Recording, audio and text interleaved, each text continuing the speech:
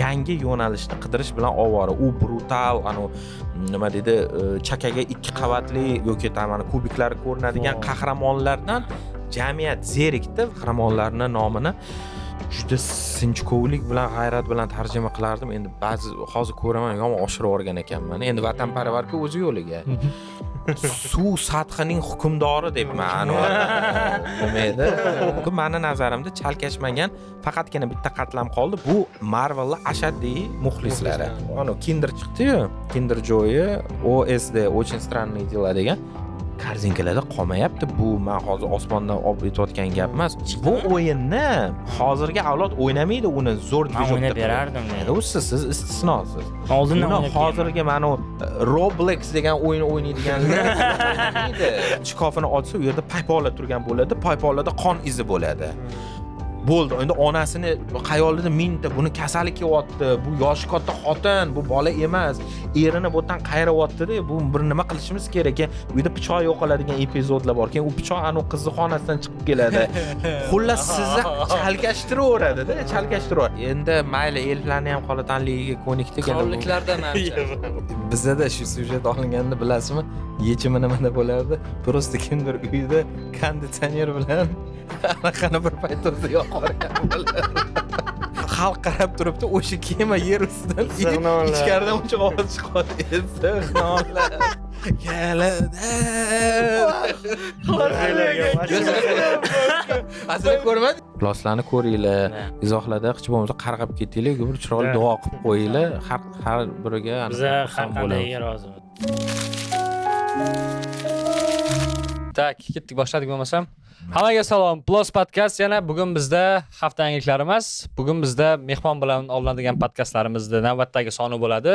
Bugun bizda podkastimizga begona bo'lmagan Nodir aka Nishonov yana biz bilan bo'ladi.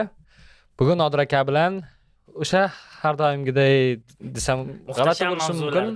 Muhtasham shu ozroq tarixga o'tamiz va 2025-yilda chiqqan serial, kinolarda ozroq muhokama qilamiz, tendensiyalarni muhokama qilamiz. Nodir aka, katta rahmat. Bilamiz vaqtingiz yo'q. Vaqtim bor, sizlarga doim vaqt topamiz. Oynanib keting deydi. Yo, o'zi Ziyodga va'da beruvdim, hech nima deydi, va'dam ustidan chiqa olmayotgandim, chunki shunaqa bir konsistensiyaga kelganman, o'sha to'xtayman, aniqlashdi konsistensiya qorishmadi, ya'ni nimadirlar, ya'ni shunaqa holatga kelganmanki, inglizcha tushunmayman, charchab qolganman. O'sha umuman podkastlardan keyin mana o'zimda ham Susambil podkast rukni bor. Oyda bir marta chiqadi yoki 2 oyda bir marta chiqadi. Bir juda keskin yoki dolzarb mavzu yoki ilhom kelib qolsa. Yaqinda, kстати, orada bir maqtanib ketay. Eksperimental podkast qilib ko'rdik Susambilda. O'zim umuman ishtirok etmadim, faqat darama ko'radigan yoki koreys madaniyatiga befarq bo'lmagan qizlarni chaqirdik. Nima qizlar, men ham ko'raman. 4 ta qiz ular o'zaro suhbat qurishdi koreys daramalari haqida. O'sha bir martalik mehmon kelgan. Susambil loyihasi doirasida qizig'i ular bir-birini yo umuman tanimaydi yoki tanisa faqat tarmoqda taniydi. Chiqardim. Undan oldin chiqqan podkast Marvel olami haqida edi.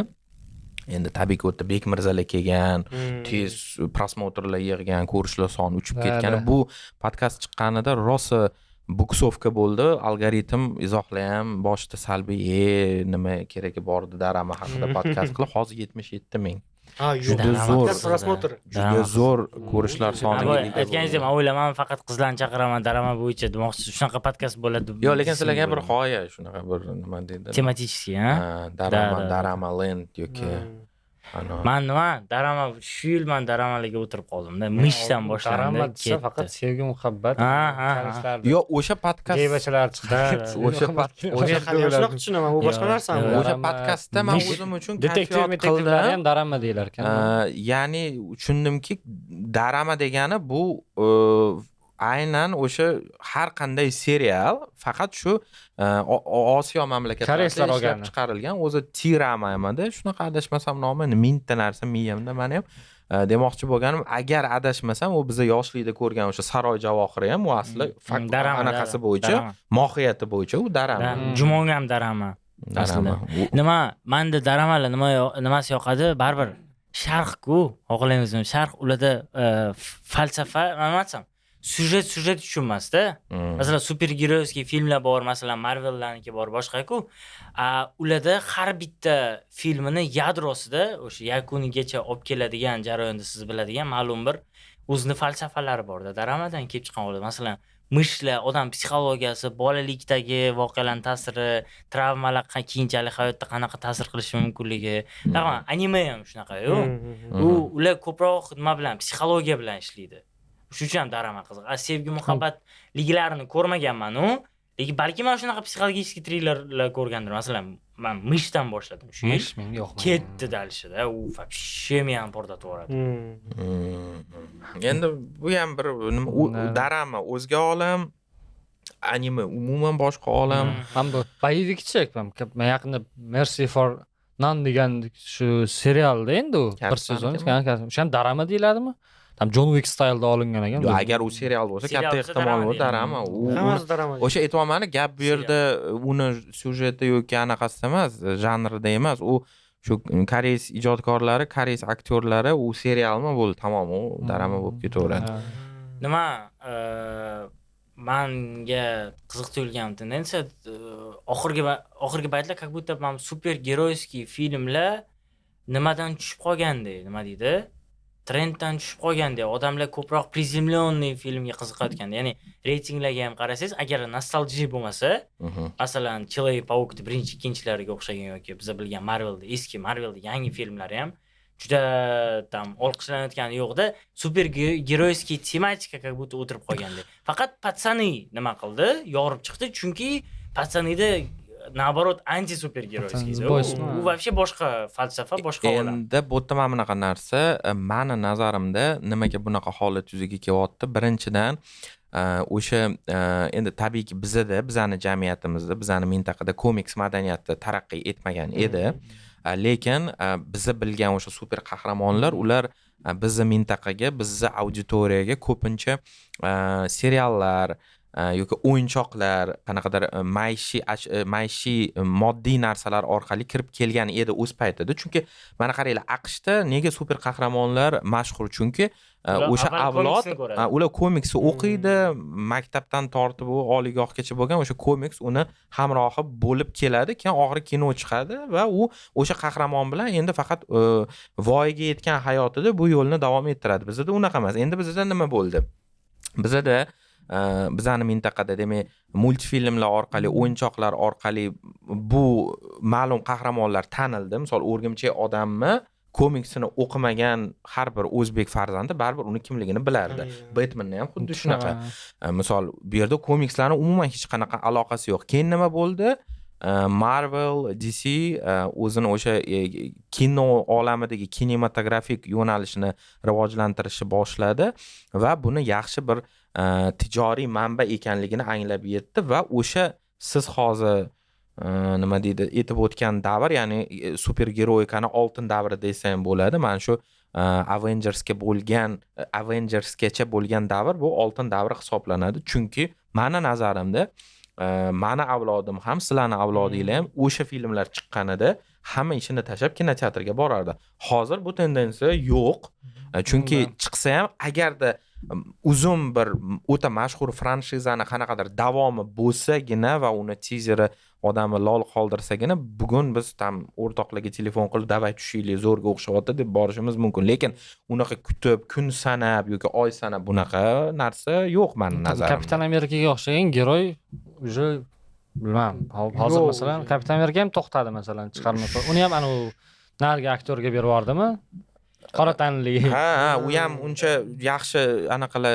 Endi hammaga har xil tuyuldi-ku, lekin mana misol uchun bu yil chiqqan Superman nima ko'pchilik, mana ayniqsa bizda ko'pchiligiga ma'qul kelmadi. Lekin menga bu yechim yoqdi. Nega? Chunki birinchidan kanonga qaytish jarayonini ko'ryapman. Ya'ni komikslardagi o'sha komikslardagi atmosferaga, o'sha vizualga qaytish holatini kuzatyapman va meni nazarimda ijodkorlar ham tushundiki, bo'ldi, biza u bir necha yil davomida uchgan chang'i endi ishlamaydi. Biz yangi bir nima ixtiro qilishimiz kerak deb. Nima nazarda tutasiz? Uchgan chang'i deb. Ya'ni misol uchun mana siz ko'rdingiz u Supermanni. Supermanni ko'rmadim. Anoni aytmoqchiman. Fantastik 4lik ham chiqdi. Fantastik 4likka ham bu daxldor. Ya'ni nega Superman Fantastik 4lik yo'qdi ko'p. bu yerdagi Superman mana aytishyapti-ku, o'sha Henry Cavill o'ynagan-ku originalini. Unaqa emas, o'ta brutal emas, ko'proq tabiiy hayotdagi haqiqiy oramizdagi insonga o'xshaydi. Nega bunga qaytish bo'lyapti? Chunki meni nazarimda studiyalar yangi yo'nalishni qidirish bilan ovora. U brutal, nima deydi, chakaga 2 qavatli yoki mana kubiklar ko'rinadigan qahramonlardan jamiyat zerikdi va boyiga aytilgan narsa The Boys nimagadir mana endi bizani tomoshabin orasida el og'ziga mana endi tushdi. Ko'rgan avvalam odamlar, lekin bunaqa darajada mana hozir men ko'ryapman, editlar ham bor-da o'zbek segmentida. Hamcha endi paydo bo'lishdi. Endi paydo bo'lishi. Chunki birinchi sezon chiqqandan keyin yuruvdim-da. Butcherdan homilandarga qarab turgani vahshiy mashhur masalan. Men uni adashmasam, yolg'on bo'lmasin, 2 yil oldinmi yo 1 yil oldin shu sambilda obzor qilganimda u payt mukkasidan ketgan anaqa edimda, o'sha qahramonlarning nomini juda sinchkovlik bilan, g'ayrat bilan tarjima qilardim. Endi ba'zi hozir ko'raman, yomon oshirib o'rgan ekanman. Endi vatanparvarlik o'z yo'liga. Suv sathining hukmdori debman. Nima edi? 8 oyoqlar bilan yotib yuradigan kim bor, o'sha Aquamanni. Suv sathining Aquaman deyishga nima haq bergan sizga? Vatanparvarlik xalaqit bergan. O'zbekcha bo'lmagan-da.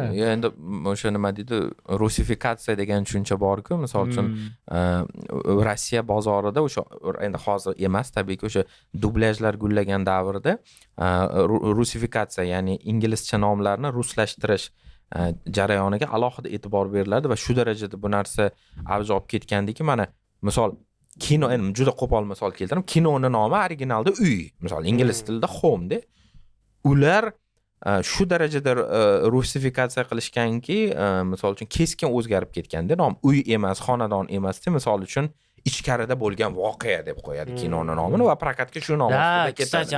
Illyuziya obmani ham bor-ku. Illyuziya obmanida ham No You See Me deganda, No You See Me degani illyuziya obmani deb qo'ygan. Abzada nima deydi? Ustoz faranglar deb qo'ygan. Вообще boshqa nimada. Shunaqa. Nomdan ko'rib qaysi filmligini bilmaysiz. O'shaning uchun The Boys'da shu o'zimcha men mana shu bizning yigitlar deb qo'yganman nomni. Yigitlar deb tarjima qilganman. Endi bolalar menga bilmayman. Bolalar desam rock guruh bo'lib qoladi. Xudo.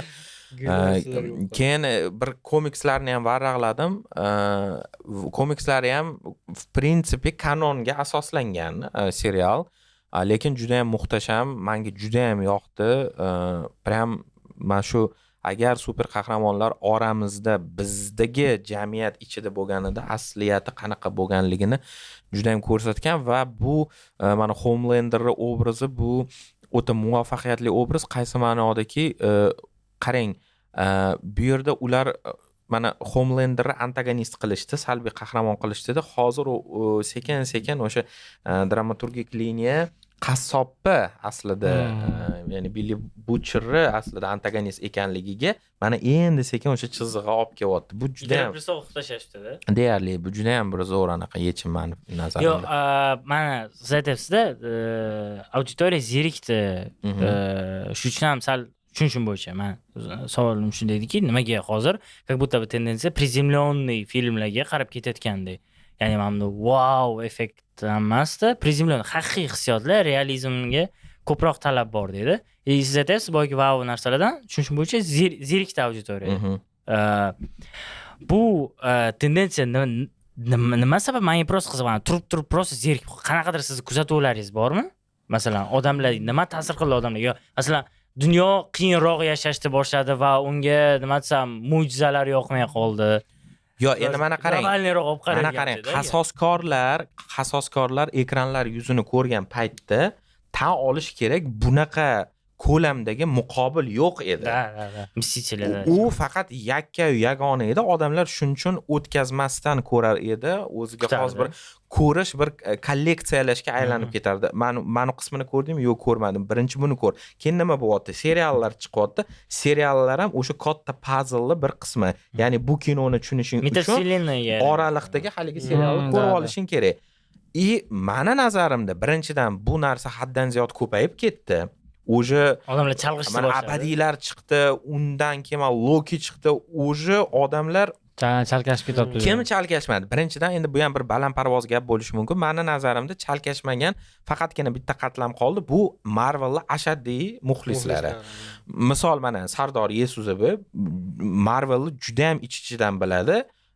Aksariyat tahlillari faqat shu olamga qaratilgan. U meni nazarimda u charchamaydi. Men misol uchun hech qachon birinchidan Marvel fanati bo'lmaganman. Menga mana anaqaga tushdim, oxirgi eng Superman emas, nima edi oti? Yangi qasoskorlar chiqdi-ku. Ko'rdim, tahlil uchun ko'rdim. Uni nima desa bo'ladi? Neytral tahlil qildim-da, yomonlamadim ham, yaxshilamadim ham, chunki men uchun bu bir oddiy rus tilida aytadi, prohodnoy filmda. U prohodnoy film. Bu yili bevosita meni lol qoldirgan va hali umidlarim katta bo'lgan loyihalar hali ham bor. Vaholanki hozir endi bu podkast qachon chiqadi bilmayman. Men dekabrda gaplashyapman sizlar bilan. Bu yili to'g'risi ko'p kino ko'rmadim. Ko'rgan bo'lsam ham eski filmlarni ko'rdim. Misol uchun qaytib ko'rgan filmlarimdan mana bu narsani aytgancha sizlarga tavsiya qilaman, tinglovchilarga ham. Avval ko'rgan filmlarimizni yillar o'tib qayta ko'rish bu juda boshqacha jarayon ekan, juda yoqimli jarayon ekan. O'zingiz uchun umuman yangi narsalarni kashf qilasiz. Men starikam тут не место. Chollarga bu yerda joy yo'q degan fikr ko'rgansizlar hammanglar. Nima edi u boshqa zlodeyni ismi hozir qiyin sanadi. Eslatib ketganda. Anton Chigur. Javier Bardem o'ynagan. O'sha nareskalari tarqagan-u, Instagramda ko'rgan bo'lsangiz kerak, choch kalta, g'alati prinsiplaring seni bosh demaydi, pistoletimdagi olib kelgan. Nima kerak edi prinsip? O'sha filmni o'zimcha endi yunishskiy maksimalizm yoshligimda ko'rganimda, buni ma'nosi mana bunaqa. Bu gal ko'rdim, umuman boshqa narsani anglab yetdim, tushundim va u filmning eng katta falsafasi shundaki, birodar azimlar, avval qadriyat deb tushunilgan qadriyatlar, avval adolat tushunchasi u boshqa narsa edi. Bugun u umuman boshqa. O'shaning uchun filmning oxirida u Sherif amakini xotini bilan gaplashib o'tirganida papaq etib kinoni tugab qolishi, o'sha men bir avval oldin ko'rgan paytim uni tushunmaganman. Shu fignya deganman. Nima degani? Bu endi o'qiysiz, tam bir ikkita tahlillarni tushunishga harakat qilasiz, lekin mana hozir shu yoshimda ko'rdim, umuman boshqa narsani o'zim uchun kashf qildim. Men o'zimdan kelib chiqib aytadigan bo'lsam, masalan, filmlarda oldin qanaqa bo'lardi? Masalan, bitta personaj bor, u yaxshi va u doim yaxshi. Va qanaqadir o'rtada kulminatsiya nimadir yaxshi bo'lib keladi, orada bitta narsa yomon bo'ladi, yana yaxshi bo'ladi, keyin вообще dahshat cho'kish bo'ladi. Keyin nimadir esiga tushadi uni. Bolalikda kimdir otasi yoki kinon boshida kimdir unga aytgan bitta gaplar bo'ladi, esiga Человек-паукка o'xshab. Nima deydi? Jajasi aytgan-u. Katta kuch, bu katta mas'uliyat. Mana shunga o'xshagan narsa esiga tushadi. Va deb turib hammani yutadi, hamma zo'r bo'ladi va hamma baxtli hayot kechirib yakunlanadi. Mana shunaqa film bo'lib kelganda doim. Shunaqa filmlar haligacha chiqib kelyapti-da. Juda katta marketing qilishga ham harakat qilishadi, lekin baribir mana Squid Game'ga o'xshagan Parazitlarga o'xshagan mana shunaqa kinolarga tortiladi. Prizemlyon, ya'ni u yerda siz qahramon degan odam ham siz uchun intiladigan odam bo'lmaydi. Ya'ni u yerda yaxshi odamning o'zi yo'q, balki Игра престолов nima o'zgartirgandir meni umuman filmga nisbatan qarashimni. Ya'ni siz filmda yaxshi personaj yo'q. Hammani yaxshi va yomon tomonlari bor. Nimagadir menga men Kinopoiskga kirganda ham, Netflixga ham ballani ko'rganimda как будто boshqalarda ham shunga o'xshash tendensiya bo'layotgandek tuyuladi-da, boyki kinolarni ballariga qarab. Shunaqa tuyuladi menga. Netflixda kino normalniy balli pastda o'zi, asosan hammasiniki. Squid Game janr ko'sa, tam odamlar nimadir o'ynaydi, tirik qolgan, nimadir mukofot tutadi. Eskidan ham olingan-ku, masalan, Game degani bor, Fincher olgan. Keyin 7 degani bor, Jason Statham o'ynagan, ruletka qiladi, kim tirik qilsa o'sha oxirida yutadi. Ular lekin udashdan chiqmaganda, Alice chegara oldida Alice in Borderland bu yil yangi sezoni chiqdi, uni ham. U ham zo'r kiruvdi. Squid Game'dan keyin bu Alice in Borderland chiqdi, zo'r ketdi-da. Mana endi hozir Netflixdan uni chiqardi, so'nggi samuray deganni. Ana shuni aytib bermoqchi edim. U ham xuddi shu Squid Game style. Lekin men u samuraylar haqida o'yladim. ko'rdim hali faqat bir sezon chiqaribdi-da, mazgillar tugatmagan. man ham chiqardi-yu shu yil. Test qilib ko'ramiz degan, lekin dahshat chiqqan bor. yoqdimi? Men hali ko'rmadim. Zo'r. Bar последний звонокmi degan nima Ruslan chiqardi-yu film. U ham o'sha ruletka o'ynatadi. O'zi kino ko'rmayman to'g'risi. o'zi Juda kam ko'raman. mana shu janrlar menimcha endi jamiki jamiyatlarda ijtimoiy tabaqalanish yuqori darajada bo'lganligi uchun bu janr qalblarga tez yetib boryapti, shuning uchun ommaviylashgan, shuning uchun qanaqadir o'ziga xos moda bo'ldi va ikkinchi jihatdan meni kuzatuvlarim bo'yicha ikkinchi moda bo'layotgan narsa bu anomal syujetdagi yoki fantastika syujetidagi, lekin bir kichkinagina shaharchada sodir bo'ladigan voqealar. Ya'ni global emas, masalan. Dunyo tam yo'q. Misol uchun endi ular ham sekin mana yana bir qiziq. Yo'q, endi Wednesday yo'q. Bitta maktabda bo'ladi-ku ham. Bitta maktabda uni ham qisman shu endi pod janrga oid deb bilsak bo'ladi, lekin uni ichidagi yaqqol liderlar bu tabiiyki Dark seriali. Dark endi bilmayman. Shuni siz menga tavsiya qiluvdingiz. Dark og'ir serial, muhtasham serial va o'sha ikkinchi mavsumdan Black Note bilan ko'riladigan serial. Keyin Twin Peaks, men bilmayman, avvalgi podkastda ham sizlar bilan bo'lganda aytdim, Twin Peaks bu shedevr, uni ko'rish kerak. Mana Twin Peaks, Dark, keyin nima bo'lyapti? Mana zamonaviy xuddi shu qobiqda endi faqat zamonaviy более pop madaniyat talqinidagi mana Stranger Things chiqyapti. Juda g'alati ishlar. Mana juda g'alati ishlar ham ajoyib. Uni tahlil qilganimda 2 yil oldin umuman qiziqish uyg'otmagan edi biz auditoriyada. Endi bo'lgan bir ikkita ko'rgan odamlar, lekin mana hozir sekin-sekin trendga aylandi. Odamlar bizda ham ko'rish boshlayapti. Juda g'alati ishlar nomini qabul qildi hamma va bu yerda qiziq tomoni marketing ham juda ham katta rol o'ynadi, chunki bu oxirgi mavsumni kollaboratsiyalar miqdori fenomenal darajada, chunki shunaqangi ko'p brendlar bilan kollab qilgan. Muzikasi ham mashhur rock grup. O'yinchoqlar. Bu tendensiya bizgacha yetib keldi. Mana ana Kinder chiqdi-yu, Kinder Joy, OSD, очень странные дела degan korzinkalarda qolmayapti. Bu men hozir osmondan olib aytayotgan gap emas. Odamlar ana nima edi? Tritsmi ilovani nomi? Odamlar Toshkentlardan yozishyapti. Manda 3 ta mana bunaqa figurka bor. Kim almashadi? Toshkent metroda ko'rishamiz. Bugun Pokemonga o'xshabmi? Shu darajada taraqqiy etib, rivojlanib ketdiki, odamlar korzinkaga kirsa Stranger Things yo'q, Kinder Joy olib tashlashyapti. Ya'ni bizgacha bu narsa yetib keldi, demak bizda ham bu narsa ommaviylashdi. Endi nimaga men buni misol qilib keltiryapman? HBOda bilasizlar, Stephen Kingning u asari bor, It.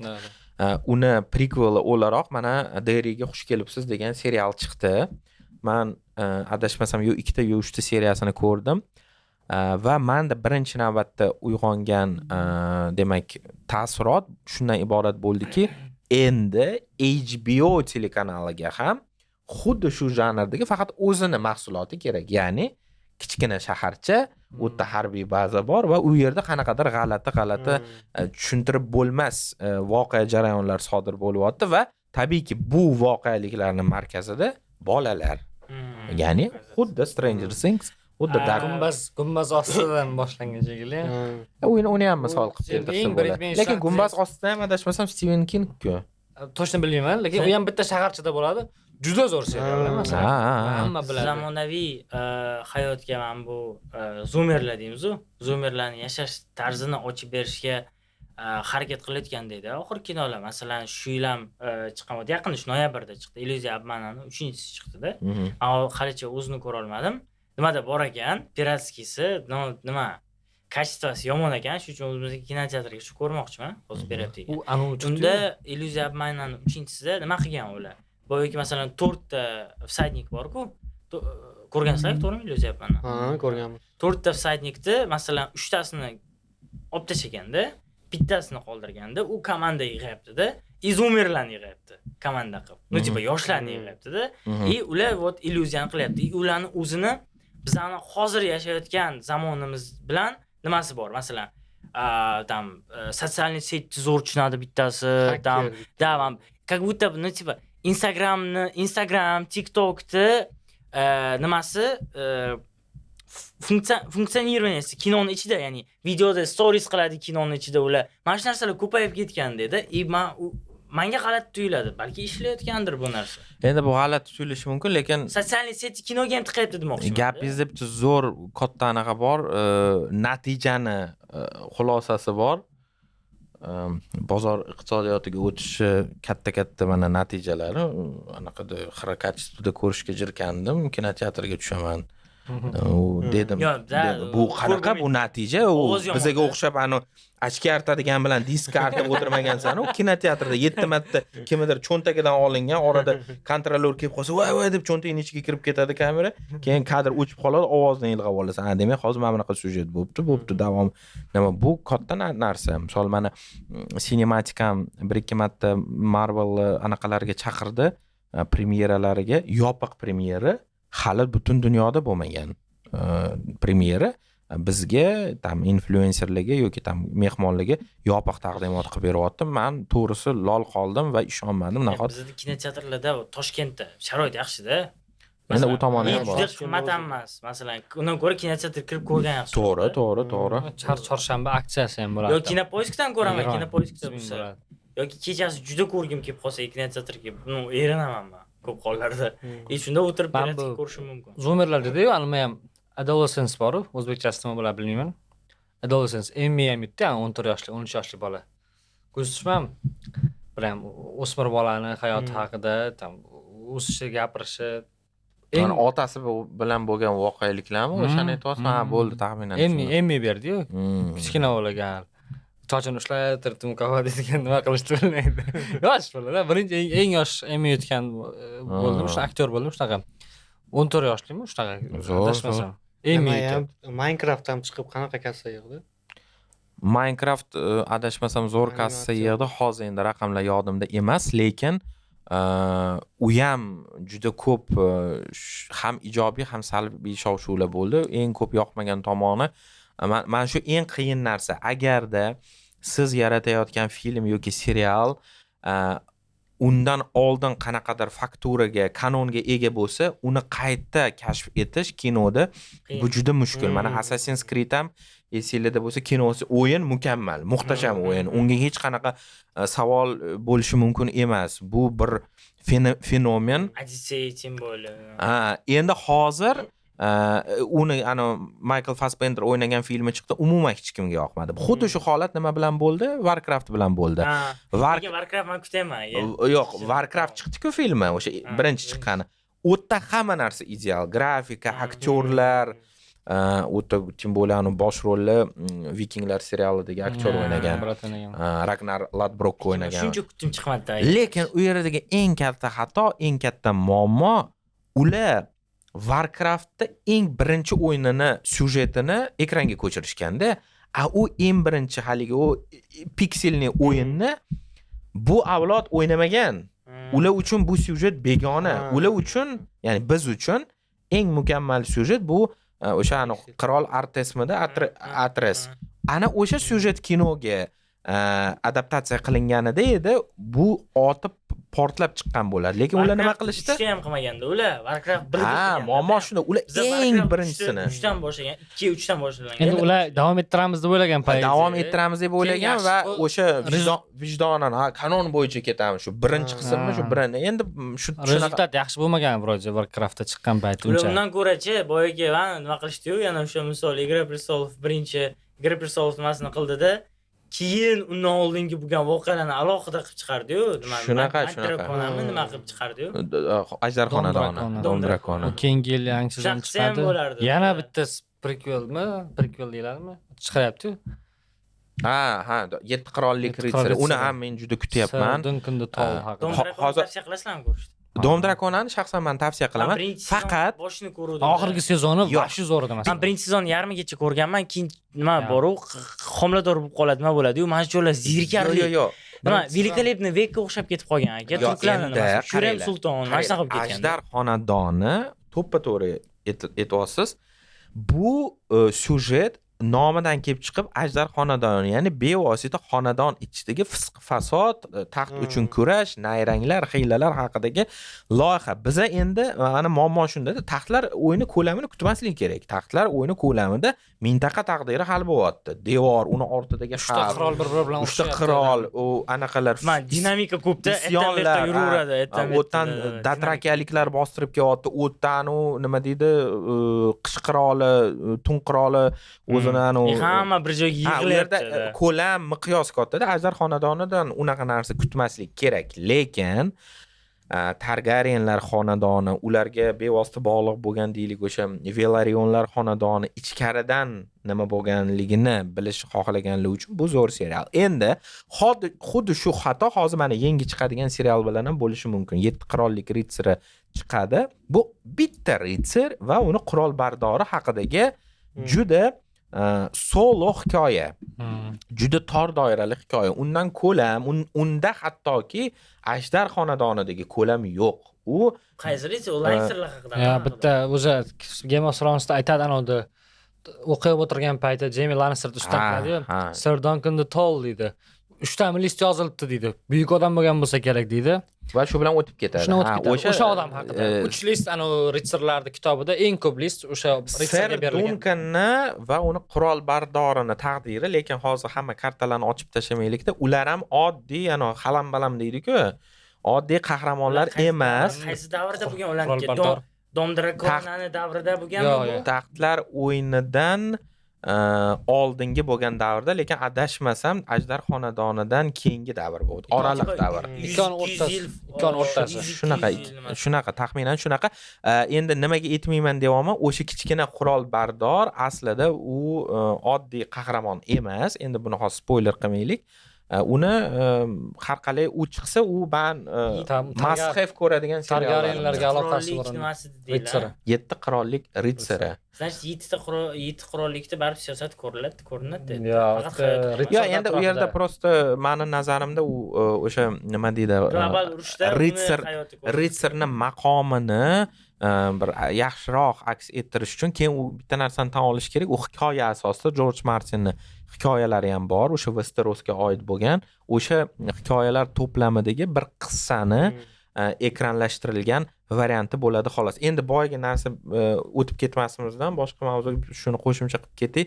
O'yinlarni ekranga ko'chirish juda qiyin, juda riskli, kompaniyalar uchun iqtisodiy va nufuz o'laroq qaltis demak ish, mehnat hisoblanadi, lekin etalon o'laroq bu ishni haqiqatdan eplagan va tavsiya qilishim mumkin bo'lgan loyiha bu Fallout hisoblanadi. Fallout u ham bizda hali unaqa olamshumul mashhurlikka o'ynadim, zerikdim aka. Ana, endi qarang, buni o'zini katta fan bazasi bor g'arbda. U juda ham o'sha turadigan nimami? Uni juda ham katta fan bazasi bor va men serialini ko'rdim, menga juda ham yoqdi. Men qachon mana ilmiy fantastika yoki fantasyni bilasizlar yaxshi ko'raman. Qachon men o'sha narsani ijodkorlar uddalay oldi deb hisoblayman. Qachonki syujet shablon bo'lsa ham, lekin meni boshqa muhitga, boshqa dunyoga hisobini olib kira oldimi, demak mission completed. Demak, temaga kirmagan odam birinchi filmni ko'rsinmi, keyin o'yin o'ynasimi yoki o'yinni o'ynab keyin film? O'yin umuman shart emas. Men ham o'ynamaganman Fallout. Men uchun вообще begona o'yin bu. Men просто kirib zerikkanman. Nimadan Nodir aka, Minecraft kinosida, lekin o'sha o'yinni o'ynaganlar tushunadigan epizodlari ham ko'pda. O'lgan streamer bor-ku, mashhur. Bo'lgan nomi oxirida ko'rinib, kinoga ham qo'shildi. Unga hurmat bajo keltiriladi. Keyin u yerda uni o'ynamagan odam tushunmaydi-da. O'ynamagan odam tushunmaydi va asosiy tanqid manbai o'sha haqiqiy fanatlar bo'ldi-da. Ular aytdiki, hatto shu darajaga borib yetdiki, mana tizeri chiqdi-ku. Bitta entuziast tizerni o'zi qilib chiqibdi Minecraftda. Va uni YouTube'ga qo'yganidan keyin odamlar aytdi, mana kinoyimiz mana shunaqa bo'lishi kerak edi. Nima qilardinglar o'zinglar? Ixtiro qilib bo'lingan g'ildiragini qaytadan ixtiro qilib. Mana tayyor shakl shamoil bizga mana shunaqa kvadrat format kerak edi. O'shanda endi bu yerda ijodkorlarni ham to'g'ri tushunish kerak, chunki kino faqat Minecraft muxlislari uchun qilinmagan, u keng omma uchun qilingan. Minecraft haqidagi filmda pikselmi? Film piksel. Animatsiya piksel emas, o'xshatishgan. Piksel, lekin animatsion piksel, ya'ni o'yindaqa piksel emas. Ya'ni Просто chizilgan to'rtburchak. mana misol uchun to'rtburchak, chizilgan to'rtburchaklar просто turibdi. yo asli o'sha chizilgan to'rtburchak bo'lishi kerak edi, go'yoki muxlislarni nazdida, lekin ular o'sha to'rtburchakni yangi ko'rinishda, yangi qiyofada qilishganda, o'sha muammo bo'ldi. Lekin Fallout must have, uni обязательно ko'rish kerak. Menga juda ham yoqdi. Nimaga buni bugun aytayapman? Adashmasam 2025-yil dekabr 2-yarmida Falloutda 2-mavsumi chiqadi. Ungacha mana birinchini boshlab qo'ysa, ko'rib olish uchun Men nimaga yomonmadim kelganda shu Game of Thrones 8tasi chiqib bo'lgan yili ko'rishni boshlaganman-da. Yo'q, men unaqa bo'lmagan. Men kutgansiz-a? maqtanib qo'ying, men birinchi sezonni chiqqanida ko'rganman. U payt bitta Fransiyani o'yin ishlab chiqaradigan bitta studiyasi bo'lgan, mashhur o'sha Taxtlar o'yini degan video o'yin chiqargan. Endi u payt disklar Maxim Gorkiyda Bo'z bozor degan joy bor. Bo'z bozorga borganman, changib yotgan qutini ichidan o'sha Taxtlar o'yini diskini olib, Kravavaya svadьбадini syujet asosida qilinmagan o'yin. O'yinmi? Yo'q, o'yin strategiya, xuddi Red Alert, Kazaki, nimaga o'xshaydimi? Nimaga o'xshaydi? Age of Empire ga o'xshaydigan o'yin. Siz bitta fraksiyani tanlaysiz va o'sha fraksiya asosida rivojlanasiz, lekin ular ham boyagi Warcraft kinosi qilgan ish qilgan, ular mana anaqalarni eshitamizki, maqomini Daenerys, Andallar malikasi, birinchi odamlar, ana o'sha Andallarga o'ynash imkoningiz bordi. Eng birinchi odamlarga, Westerosda eng birinchi qabilalar, eng birinchi sulolalarga o'ynash imkoningiz bor. Pisillimi u? Nechinchi yilda o'yini? Juda eski. Juda. Masalan, bunaqa filmlarni, bunaqa asarlarni o'yinlaridan как strategiya bo'lgan. Menga hozircha eng ideali как будто bu Lord of Rings ning strategiyasi. Yo'q, undan yaxshi va yo'q, endi u o'yin men uchun ham qadrli. Bu men o'ynagan yagona strategiyalardan biri. Men misol uchun o'zim Age of Empire, Age of Mythology. Ular как pikselniga o'xshaydi. Men uncha yo'q. Yo'q, u pikselni, u ham shunaqa pikselni. Endi undan qanaqadir muhtasham grafika kutish xato, chunki eski o'yin va eng asosiysi yangisi chiqyapti, yangisi ham pikselni chiqyapti. Men shuni tushunmayman, nimaga ular yangi dvijokka o'tmaydi? Chunki maqsad bu, qarang, qadriyat saqlab o'tgan yilmi shu yil chiqdi. Bu o'yinni hozirgi avlod o'ynamaydi, uni zo'r dvijokda. Men o'ynab berardim. Endi siz istisnosiz. Oldindan o'ynab hozirgi mana Roblox degan o'yin o'ynaydiganlar o'ynamaydi. Ular o'ynamaydi yoki ana Fortnite o'ynaydiganlar cho'za bred deydi, o'ynamaydi. U o'yin nimaga pikselni qilyapti? O'sha eski auditoriyani nima deydi, qiziqtirish uchun. Va ya'ni mayli endi shu yerga ham qo'shimcha qilib ketay, mana Red Alert degan o'yinni bilsanglar kerak. Bilasizlarmi? Mana bizning paytimizda bu hit edi. Bu o'sha Sovet ittifoqi va AQSh o'rtasidagi harbiy o'yin, strategiya. Generalning bobosi. Ana o'sha o'yin bugun buni hech kim o'ynamaydi. Kim o'ynaydi? Va qarang, o'yin qanaqa yashashda davom etyapti. Uni modlari chiqyapti. Modlarni rasmiy kompaniya qilayotgani yo'q. Adashmasam rasmiy kompaniya yo'q ham. Uni Polshada shunaqa katta fan baza bor ekanki, ular o'zi birlashib, jamoalar bo'lib, o'sha o'yinga yangi hayot baxshida qilishyapti. Qanaqa? Yangi modlar qilib, yangi qahramonlar, yangi lokatsiyalar, yangi qiyofalar va mana shu qanaqadir nima deydim, fandom o'sha o'yinni o'zaro ichkarida o'ynab yuribdi hali, ya'ni o'yin yashayapti. Lekin uni qaytadan qilish menimcha xato ish bo'lar edi, chunki iqtisodiy jihatdan bu o'zini oqlamaydi. To'g'ri. Keyin hozir yana bitta nima boshlangan? Mana tendensiya kinoda bir sezonli narsalar, masalan, qisqa qanaqadir tarixiy muddatda oladi yoki qaysidir oila haqida olish. Masalan, House of Guinness boshladi endi. Birinchi sezon Qachon ko'rishim kerak. Guinness masalan juda zo'r chiqqan. Bir sezonli seriallar ko'p. U birinchi sezonni chiqardi, udashli menimcha juda zo'r chiqqan birinchi sezoni. U yerda ham u bor.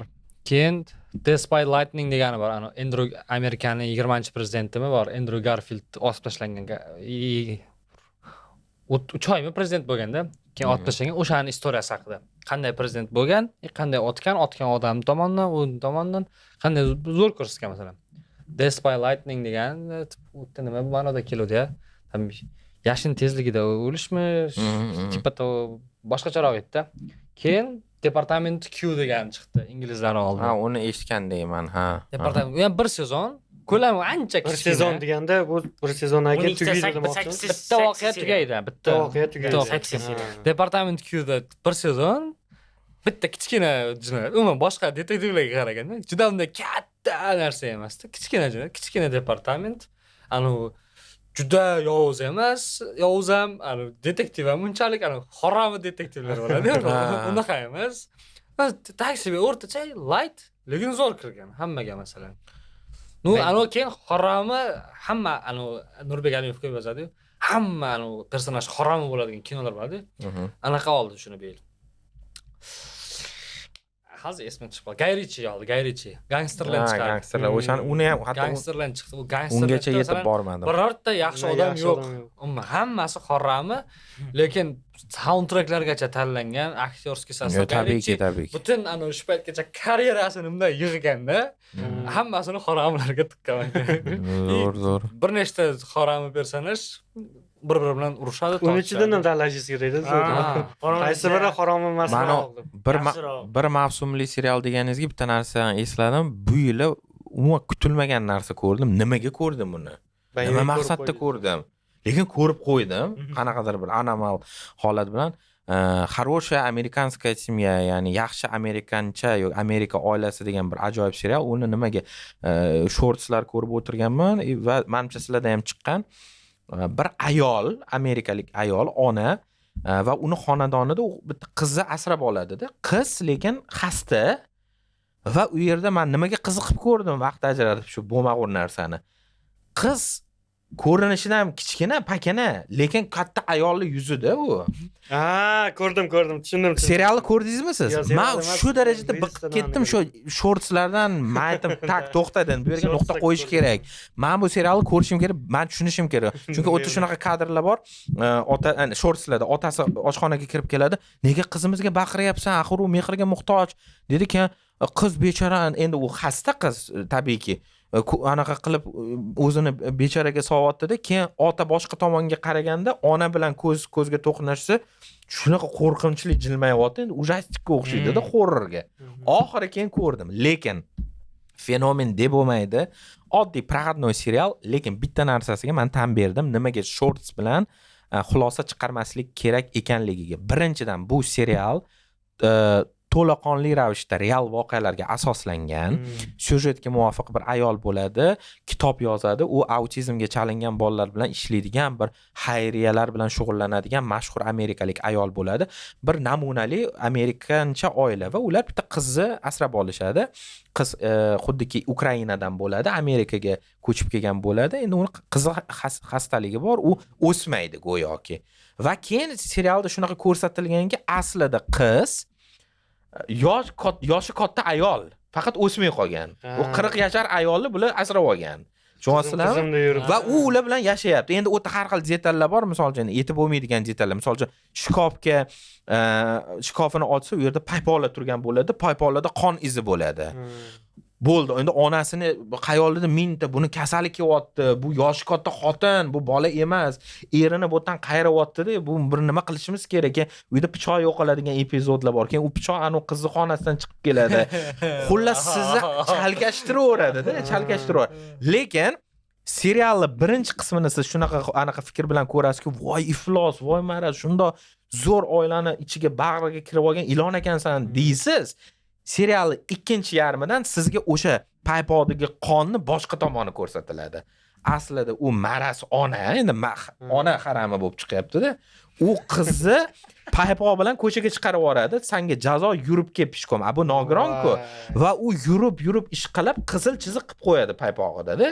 Keyin u paypoqlarni buklab shkofga solib qo'yadi. Eriga deydi, buni kasallik kelgan deb tushuntiradi. Xullas shunaqa miyani anaqa qilib tashaydiki, oxirida men maza qilgan tomonim serialning oxiriga yetyapti. Bu sud jarayoni hali ham Amerikada davom etyapti va hali hanuz kim bu yerda yolg'onchi, kim haqiqat anaqasi kuchisi noma'lum. va serial o'sha narsani zo'r ochib bergan. Boshida san haromi deb ko'rasan ani qizni. Oxirida o'zi o'tirman, yig'lab yuboray deyapman. Mana seriallar yo'qotda menga. Ani tam ovqat pishirish kerak, xolodilnikdan anaqa bodringmi nimadir olaman dedi, bo'yi yetmayapti. Pakana nogironda u. Voy bechara qiz, onasi keladi 2 paket produktda tashab ketadi, zahar qanda qilib, mana bizani bezovta qilma bo'l. Au, mas'uliyatni olgansan-ku, sen onasan-ku. Значит, kinoda boshida bir tomonda Ha, ana o'sha ikkala tomondan bitta holatga ikkita nuqtai nazar. nazar. Xulosa qilish ham qiyin-da bu yerda. Shunaqa. Xullas ko'ringlar o'sha nima deydi? Yaxshi Amerikan oilasi yo'q, yaxshi Amerikancha oila. Men yana bitta serial bor, men o'rtaroqda hozir tavsiya qilib ketaman. Anaqa bor keyin. Witcher'da sezon chiqdi bu yangi. Ko'p kutilganroq edi. Men kutdim to'g'risi. Hop. Nima aktyor o'zgarish kerak. Shu Henry Cavill o'ynagan brutal. U ketib joyiga Hemsworthlarni ikkinchisi o'ynash kerak edi. Men o'yladim, uncha unday o'zgarmasa kerak deb o'yladim-da.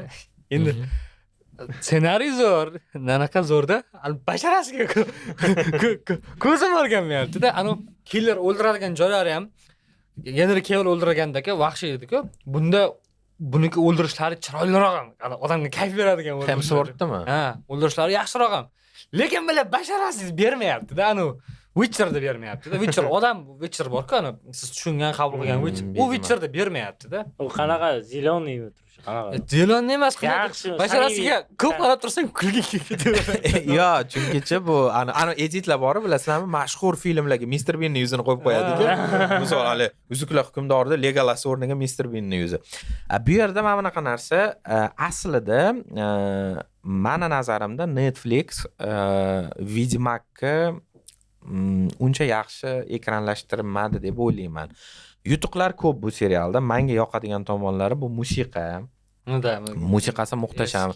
Kostyumlar yomon emas. O'sha atmosferani ko'chira olgan kitoblardan, o'yinlardan, lekin eng katta muammo tan olish kerak, jodugar yoki afsungar yoki Vedьмак yoki Witcher bu Slavyan mifologiyasini kuychisi bo'lishi kerak edi. Biz uni o'ynaganda o'sha Slavyan muhitini his qilishimiz kerak edi. Unaqa narsa bo'lmadi.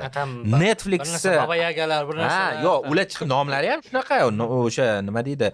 Slavyan panteoni, lekin muammo shundaki, Vedьмак, Witcher Netflixda talqinida bu takoy Amerikan yigitida.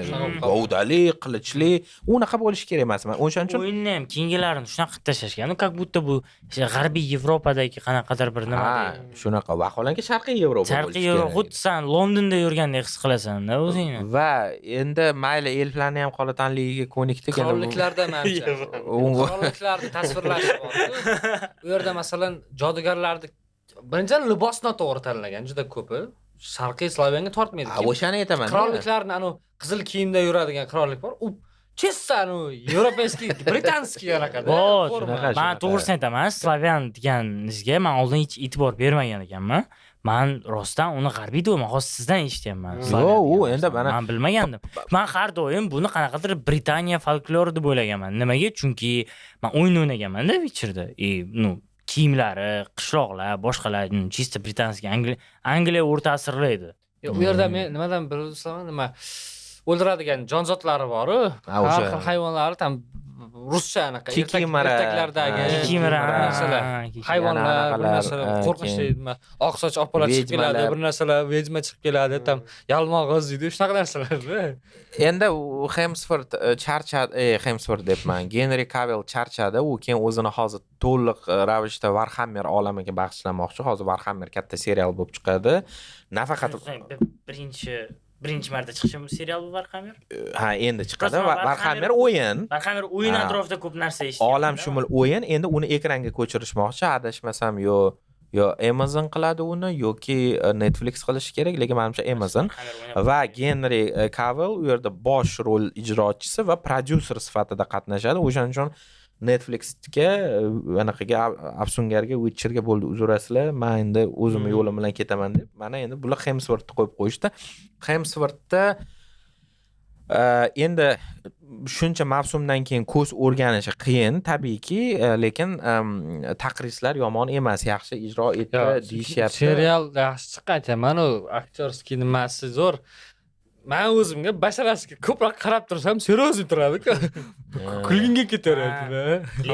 Lekin aytaman, vahshiy hayvonni o'ldirish joylari Gavilligidan daha yaxshiroq. Mana shu bizda agar bizda mana shunaqa aktyor almashib, keyin qanaqadir bilan intervyu TV'gami yoki qanaqadir Yashin TV'gami intervyu bersa, bilasizmi nima derdi Hemsworth?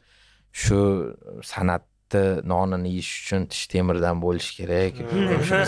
Bizga berilgan ishonchni oqlaymiz degan umiddaman deb intervyu bergan bo'lardi, lekin menimcha uddaladi.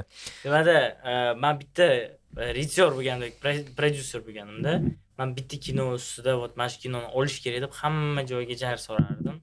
Bu CS:GO haqida film. Tipa CS:GO ni olami. Nimaga film qilishmaydi? Olami. Qanday film? Olami 911 da. Terrorist win deydi.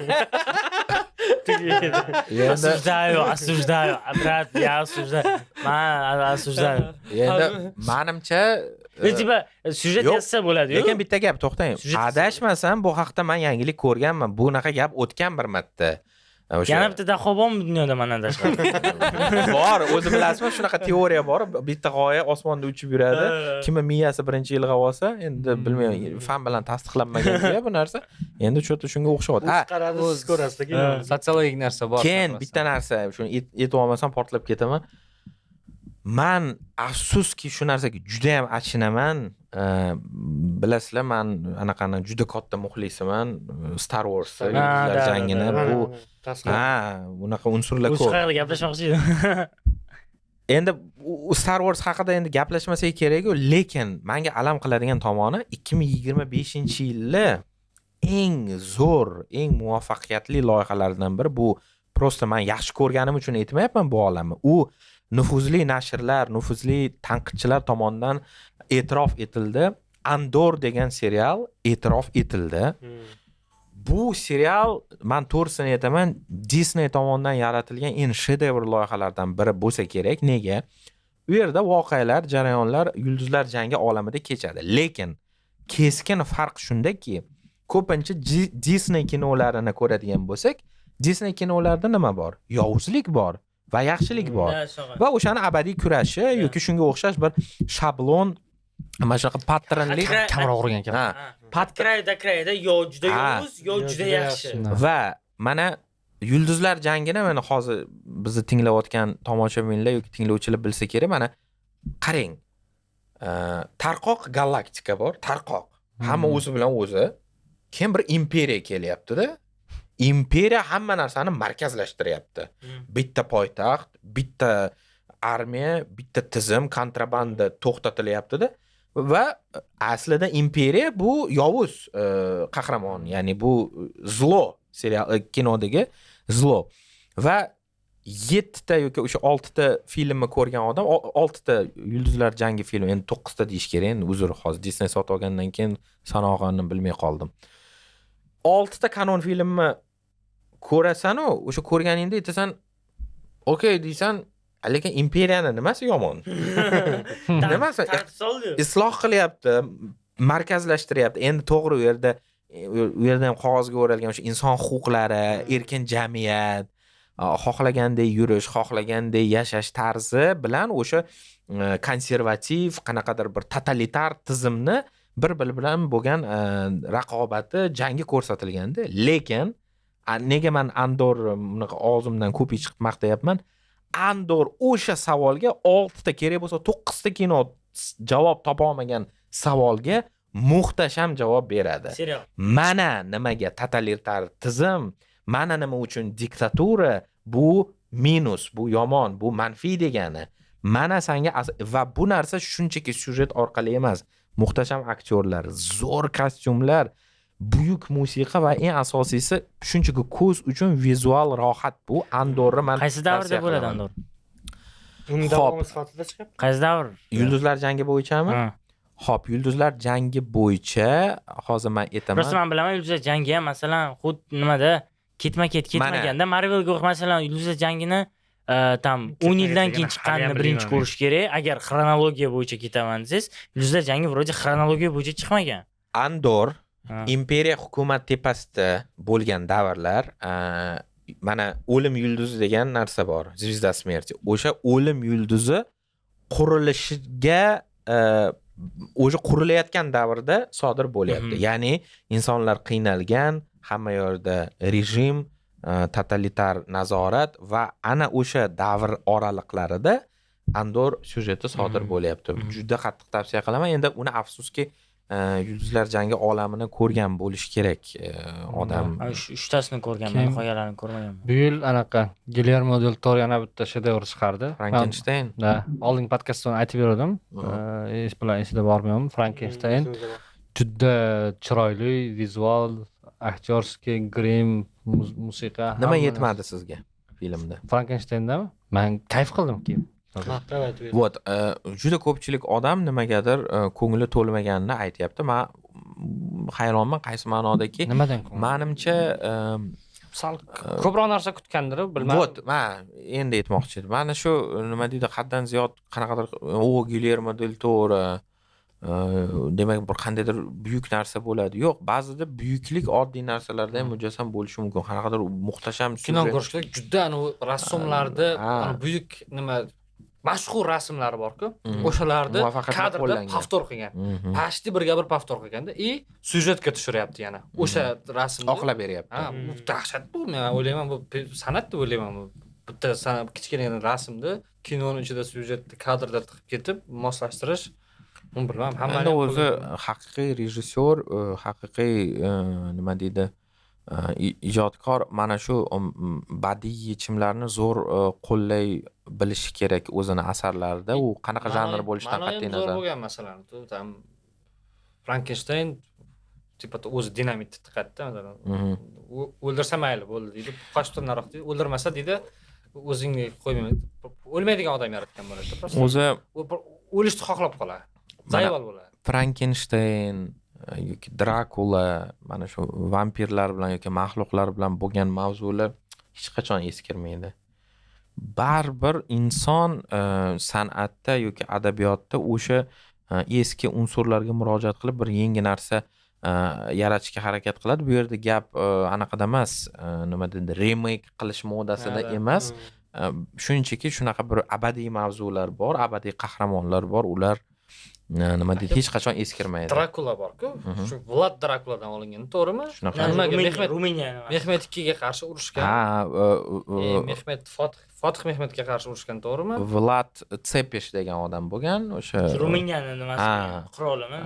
Hukmdori bo'lgan Vlad Tsepeshdan. Endi u haqida ham turli xil nima deydi, o'z paytida o'sha aytishadiki, Usmonli ekspansiyasiga qarshi, mustamlakasiga qarshi keskin harakatlar qilgan va o'zini nima deydi, shu qonxo'rligi bilan ajralgan, doim insonlarni anaqaga o'tkazgan, nima deydi. Usmonlilarda sal qiynagan, dokumentalkasi chiqqan, uni anaqa Mehmet ikkinchi qismi degan chiqqan. U dokumentalkada qilgan, endi unda ham masalan sal bo'rttirroq ko'rsatgan deb ko'rindi menga. Endi turk anaqalarini o'qisangiz, tam Vlad tam 1-2 oy ozroq kurashgan, keyin Mehmet qirqtalangan hammasini deb tekst o'tib ketadi, lekin bu yerda tepa-to'g'ri Osmonlilarga ancha salkam mana Mehmetni taxtdan ag'daradigan darajagacha yaqin keladi. Yo'q, unaqa aniq bo'lishi mumkin emas. Bu menimcha badiiy to'qima. U tarixan ham chunki kichkina provinsiya-chada, u Usmonli imperiyasini oldida u provinsiya. Konstantinopolda bosgandan keyin bo'lgan, adashmasam. To'g'rimi? Keyin bo'lgan. Endi qudratli dunyoning Istanbul qilib bo'lgan Konstantinopolni Mehmet. Lekin Mehmet 2 shu shaxsan shuni Drakulani shu bilgani, Vlad deganini tanigani aytishadi. O'zi shaxsan aralashib da yutgan. Bu rostdan, chunki bizlar ham Drakul haqida ham xuddi shunday qiluvdinglar. Shunda o'rganda, uni ukasimi bo'ladi. Uni taxtdan ag'darib o'zi o'rnashmoqchi bo'ladi-da. Vlad ikkalasi tortishib qolib, u nima Mehmet saroyiga ketadi, ukasi o'sha yerda nima intriga qilayotgan bo'ladi akasiga qarshi. Chunki anu bitta to'liq metrajli film ham bor. Ko'rshapalaklar bilan uchib yuradi Drakula. Uni tashqi ko'rinishida ming xil Drakula kino bor. Netflixda ham Drakula. Ming xil Drakula kino bor. O'sha ko'proq qilib bo'rib turadi. Tupram odam u Proje odamni yemagan. Yo'q, uni tashqi ko'rinishi shunaqa narsa bergan.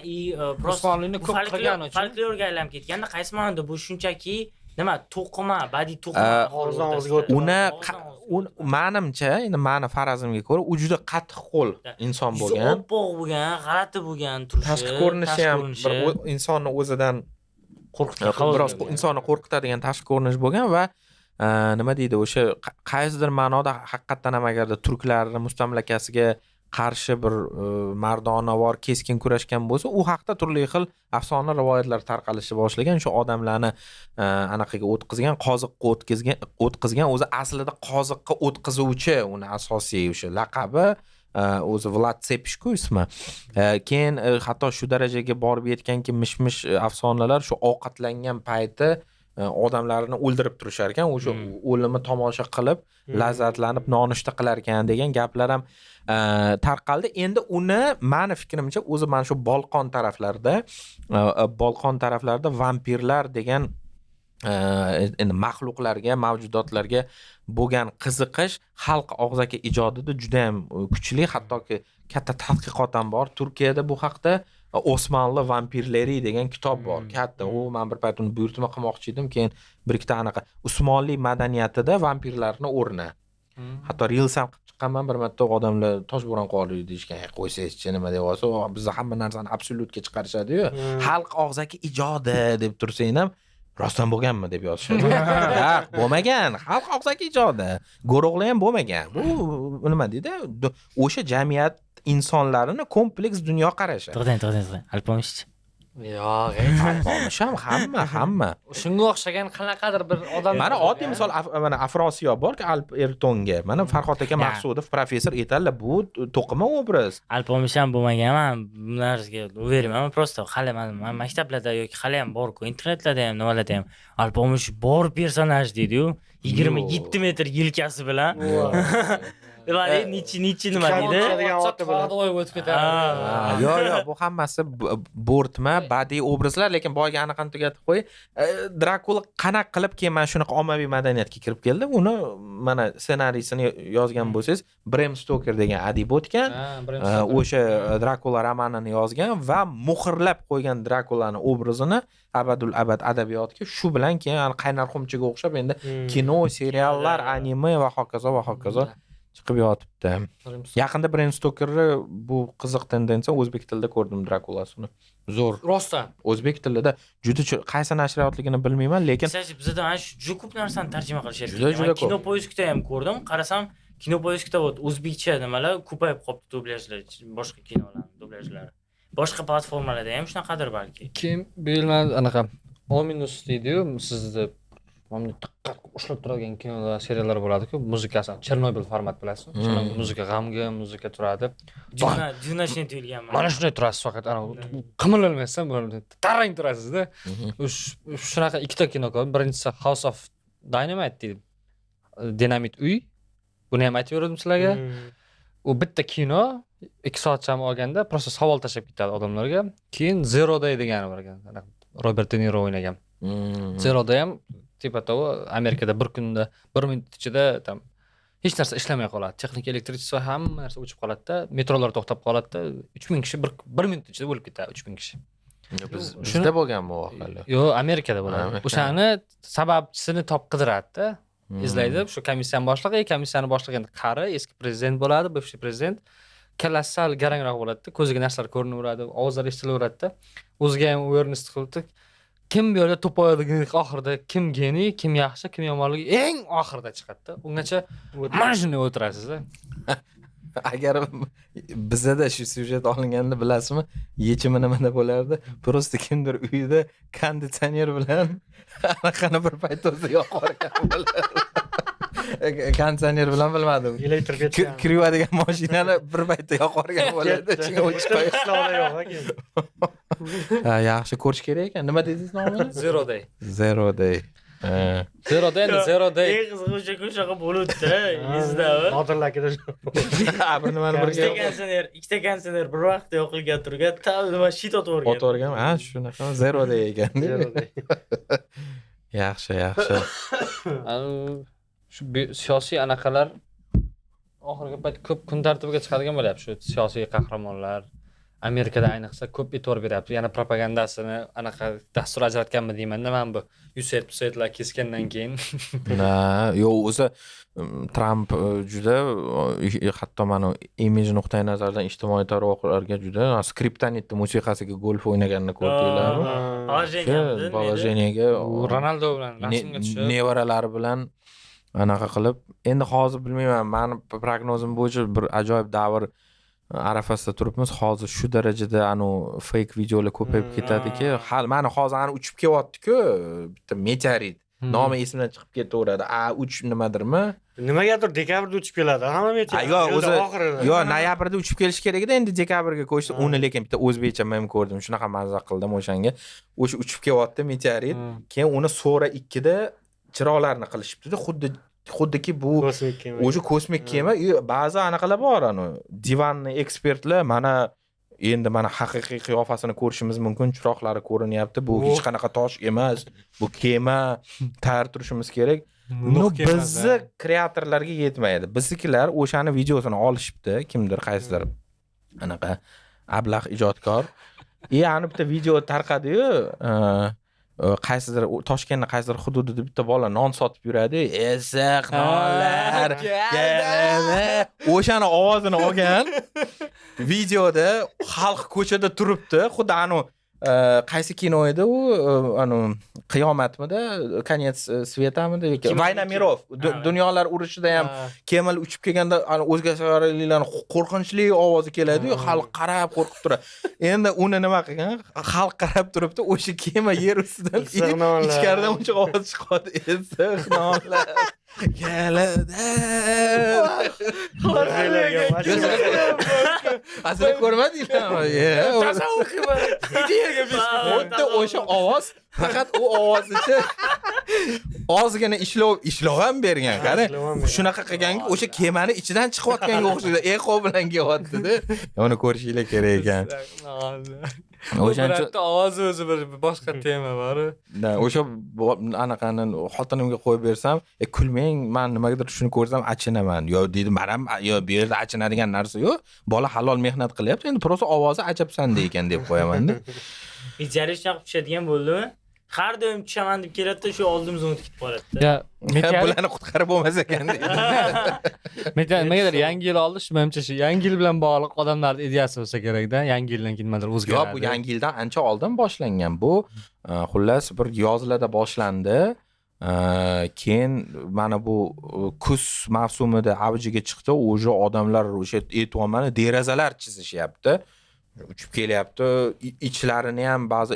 Endi men hayron qoladigan tomonim shunaqangi davrki, informatsion axlat, fake xabarlar olami haqiqiy tomoni. TikTokka kirsangiz bir binoidek bolalar turibdi-da, usti boshi tuppa durust, tuzuk, o'limgacha jiddiy bashara bilan mana uchib kelyapti, tayyor bo'lishimiz kerak. Qo'lda pitlishga men aytaman. Yo, xo'p, mana 40 ming prosmotr yig'ding. Dalsha что? Nima foyda senga u hammani aldab? Bu haqiqat emas-ku. Prosmotrga pul olsang ham mayli.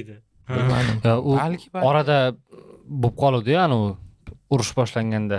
Bu yerda Isroil bu yoqqa hujum qilganda, Rossiya Ukraina bo'lib turibdi, yana parallel qayerlarda urush boshlanib qoldi. Eron bilan samolyotda ham noto'g'ri generatsiya qilishgan. Keyin hamma 3-jahon urushi bo'lsa nima bo'ladi deb bir anaqa bo'lib qoldi-yu. Men ham bir marta o'ylab ko'rdim. Voy bilan ertaga bir-biriga otsa, qirilib ketsa hammamiz masalan bir marta bo'lsa endi. House of Dynamite dedim-ku. Xuddi shu haqda-da. Tam Amerikaga o'tiradi, tam Oq uyda shu maxsus shtabi. Bitta qanday katta raketa hamma datchikdan o'tib ketib qoladi.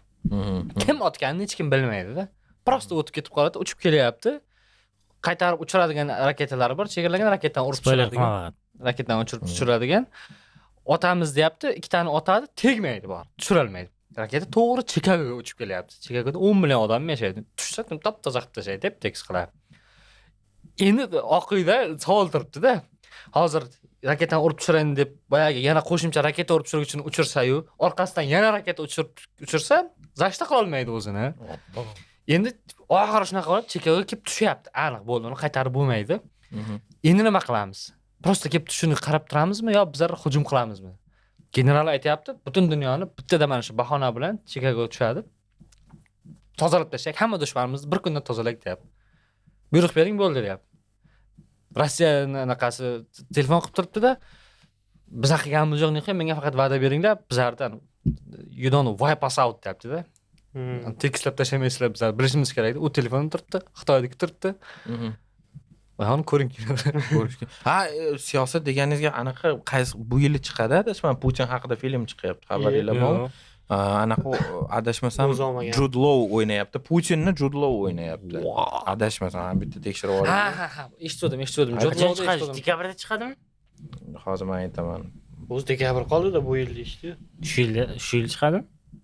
Dekabrda? Bilmayman.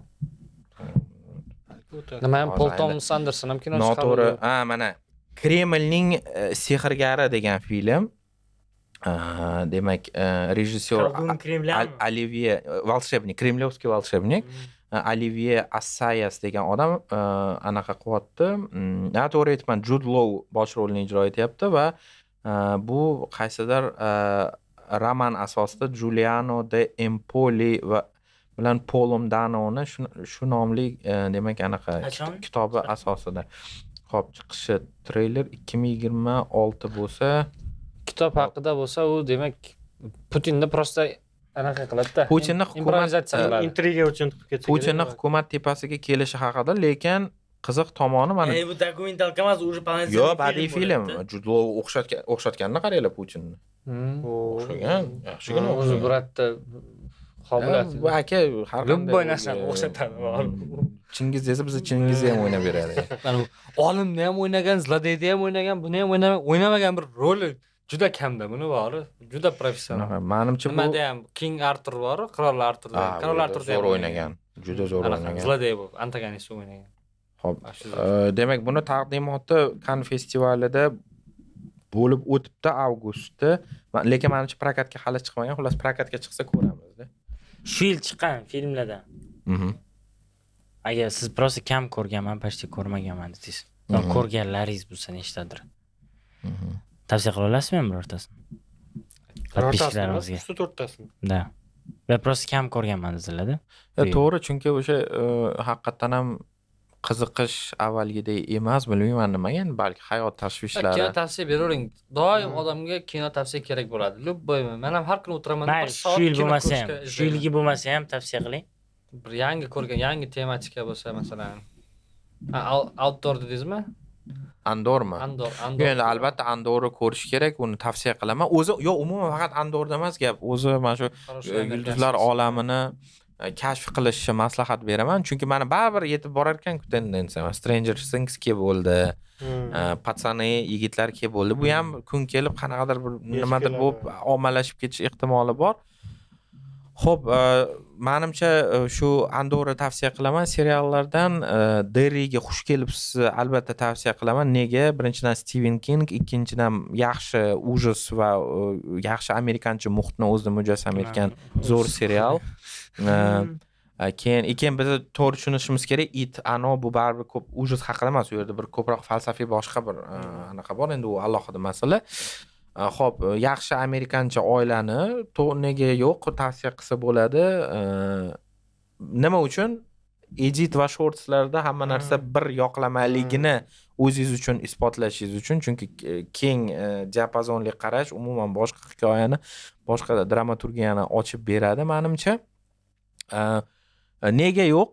Supermanni tavsiya qilaman. Menga shaxsan yoqdi.